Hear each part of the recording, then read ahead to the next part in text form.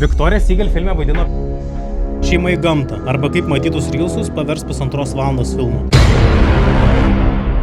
Humoras filme kuriamas per apverstą tradicinių santykių dinamiką. Čia dominuoja karštakošiška rėksnė, kuri kabinėjasi prie užguito vyro ir savo vaikų. Teisybės dėliai jie vieni ant kitų pastoviai rėkia. Šeimos tarpusavio konfliktai labai padriki ir sunkiai stumia filmo istoriją į priekį. Todėl nuo vidurio atsiranda nauji veikėjai. Pavyzdžiui, paauglio mergina, kuri yra Viktorija Siegel, kuri taip išeina gaunasi.